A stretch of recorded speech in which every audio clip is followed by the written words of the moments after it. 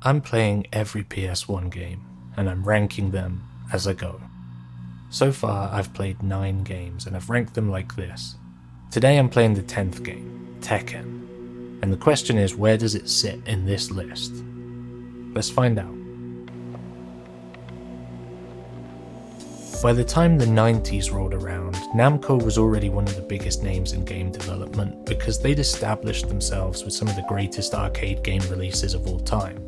Pac-Man, Galaga, Galaxian, Dig Dug, and that's just the tip of the iceberg. NAMCO were producing the games, the system boards, and the cabinets, and they were aggressively battling in the arcade scene with some big names: Taito, Atari, Konami, Sega, and Nintendo. When the landscape of games started to shift towards home consoles, NAMCO didn't create their own console, they chose to stick with the arcades. But they partnered with Nintendo as a third-party developer. They'd keep making arcade games, but they'd port those games to the Nintendo consoles. Only by the time the 80s came to a close, that's not happening anymore. If you look at a chronological list of NAMCO arcade games, all of them are ported to the Nintendo until all of a sudden they're not. Then you start seeing ports to other consoles, the TurboGrafx and the Sega Mega Drive, everything's up in the air. Apparently there were tensions behind the scenes between NAMCO and Nintendo, and NAMCO were considering cutting ties and creating their own console. But it was around this time that a new player was entering the scene, Sony. And nobody at the time believed that Sony could do it. Nintendo and Sega were giants, and Sony had no hand in the video game industry. NAMCO were looking for a partner though, and so they scrapped the idea of developing their own console, and they partnered up with Sony to develop games for the PlayStation. The first NAMCO release on the console was Ridge Racer, which was sort of a technical showcase of what the PS1 could do, and it floored people, it sold a lot of consoles.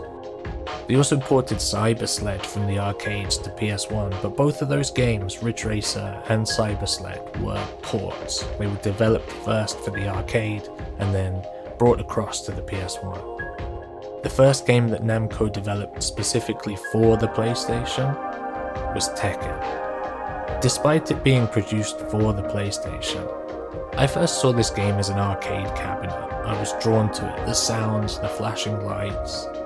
There's an atmosphere to arcades that you lose when you're gaming from a sofa, but to see an arcade quality game from the comfort of your home, it can't really be understated how big of a shift that was at the time.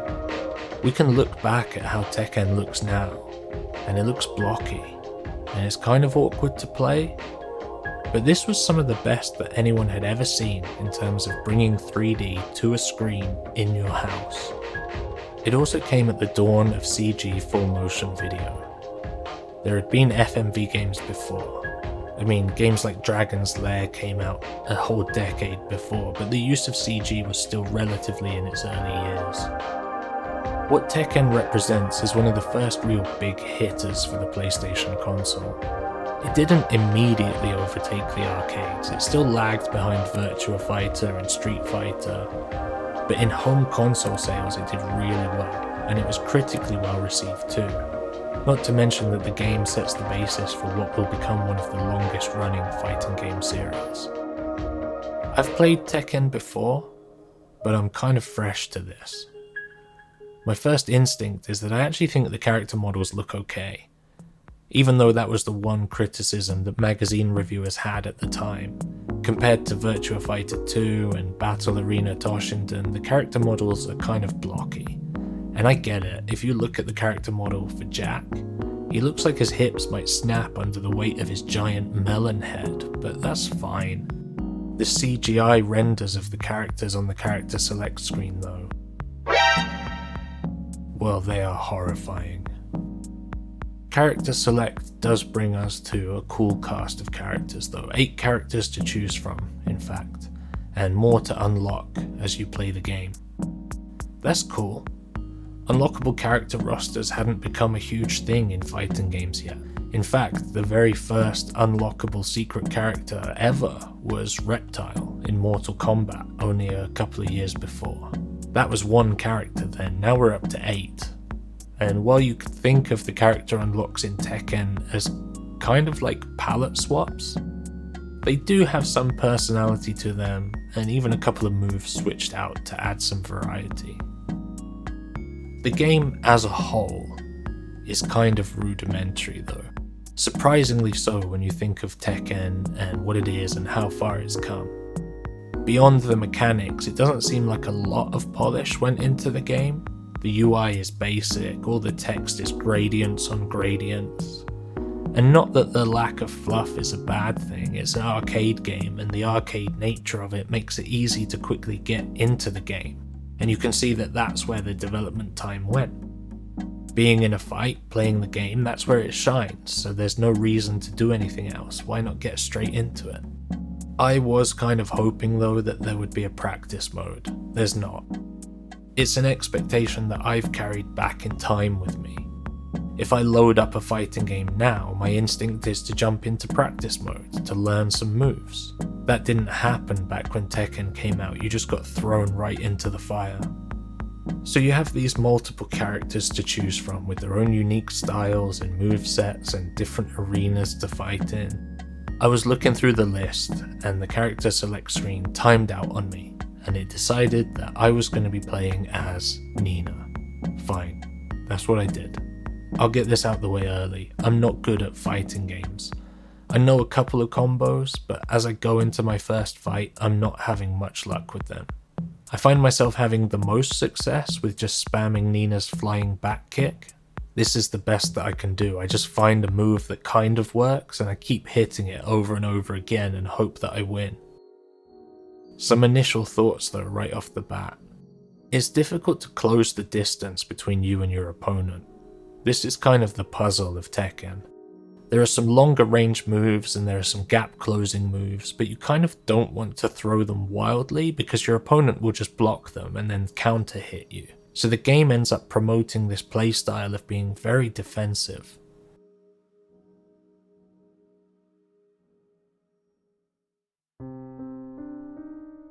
The early computer opponents aren't too bad. I got by a couple of them by just spam kicking them in the head. But later on, the computer becomes almost prescient, like it's reading the matrix and can see your inputs before the animation even starts on the screen. And it can react at a speed that is beyond human capability.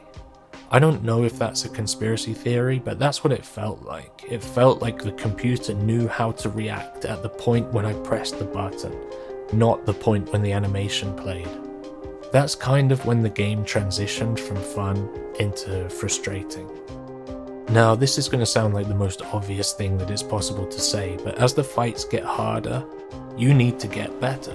Every time I think I've found a strategy that will get me through a fight, I have to adjust it, and that's a good thing. I can't keep spamming Nina's back kick and beat the whole game with it, that just doesn't work. And you'd hope that was the case, you want some strategy in your games. Except that's also not true. I did find one move that I could spam throughout the whole game. There's this low kick move with King that you can just spam forever and complete the game with a perfect in every round. That one anomaly aside though, every other character you kinda have to get good. So playing as Nina, I switch into that stance of waiting and blocking and then counter hitting to punish blocked attacks. And sometimes that works and sometimes it doesn't, but more importantly, it's kind of boring. It's a very safe way to play the game, and I don't mean safe in the sense that it guarantees who wins, because it doesn't, but safe in the sense that there's no risk or adventure to it. It doesn't create any narrative or drama in the fights, there's no real back and forth. I think if I was playing this way against another player, I'd find it annoying. And I think if both players played this way, the matches would just never end. I don't know if this is a symptom of the balance of the game or just me not being very good at the game, but in order to win matches, that's how I felt like I had to play. One more thing to say about the actual mechanics of the game, the controls. They're kind of average. They're not the worst fighting game controls I've ever played. See my video on Twin Goddesses if you want to live through that experience. They're not the best controls either. There are games that came before Tekken that are far more reactive to your inputs and just generally feel better to use.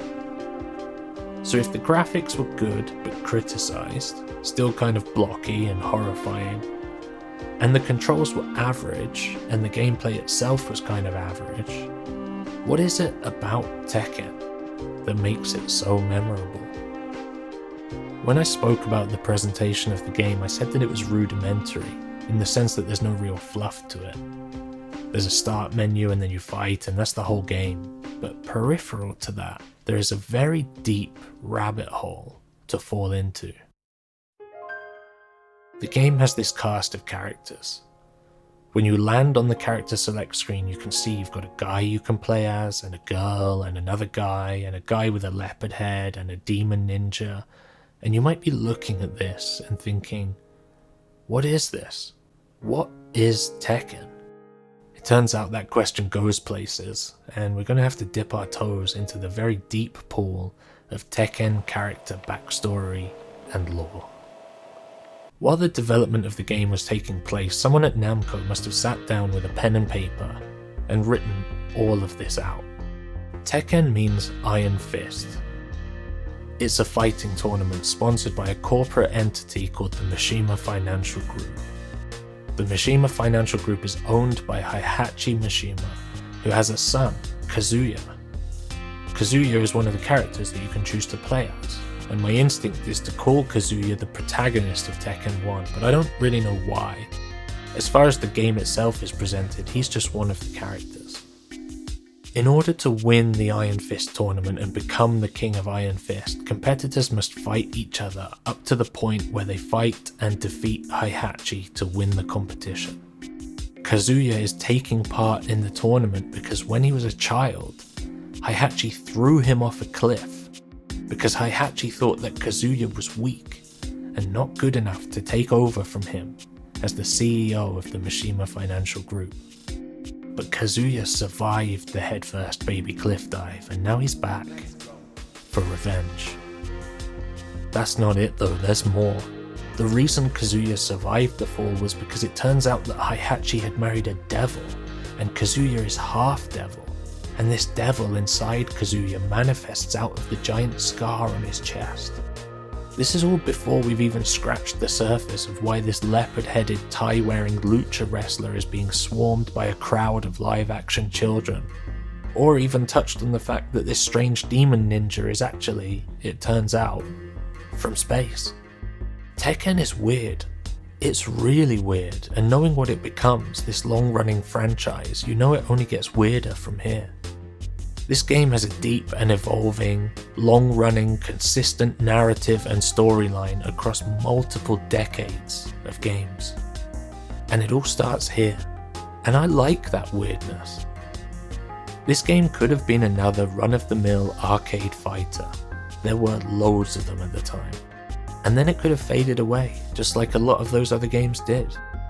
And perhaps the reason that it didn't is not because it was the best fighting game, but because the developers really committed to the weird and obscure design and lore of these characters. Tekken 1 might not be timeless, but the characters themselves are. King is an icon. Even a lot of people who don't play fighting games but were around during the time know who King is. And they know who Yoshimitsu is, and they know who Paul is with his weird hair, he's the hair guy. Sadly though, I never really reached a point where I felt like I enjoyed playing the game. I was always caught in this tension between my own personal mechanical ability to press buttons and the speed at which you actually need to do that. The computer opponents often felt so beyond what I could deal with, and I died and lost and had to keep trying over and over again. There are times when the exercise of restarting from the beginning and struggling to overcome the challenge can create a sense of drama and narrative, but this time it didn't. It was just kind of a slog that I felt like I needed to get through. My favourite character, the one that I had the most success with and ended up feeling the most competent with, was Michelle. But I looked it up and Michelle gets dropped from the series pretty early, so when I come to the sequels later, I don't know if she's even going to be in the game. I'm going to have to find a new main. Even though I wasn't very good at it though, I do think Tekken is a good game. And it sets the groundwork for what I think are probably much better games that build off of it. This is good, but it's good because I know that later on it becomes Tekken 3, which is great. Without that knowledge though, it's kind of a mediocre fighting game. It's stiff, the balance feels off, and the mechanics favour hiding behind your block button. If I was putting Tekken 1 up against other fighting games that you could find in the arcades at the time, it might scratch top 5. But that's not the question. The question is, how does Tekken rank against the other PS1 games that I've played so far in this series? I've played 9 games. Ridge Racer is at the top, Neketsu Oyako is at the bottom. Given this list, where do I place Tekken? Well, I'm going to put it 3rd. It's better than the PS1 port of Myst. I love Myst as a game, but the PS1 port is miserable, so Tekken beats it. Ridge Racer and Parodius both bring something to the table that Tekken doesn't though, and that's the fact that I still want to play those games. I finished both of them, but I could happily put them on right now and play through them again and have fun.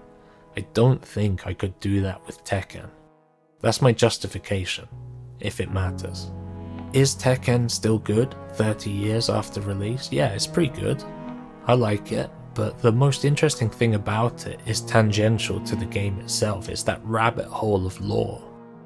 And I think the best thing that can be said about Tekken is that it sets the groundwork for what the series will become in the future.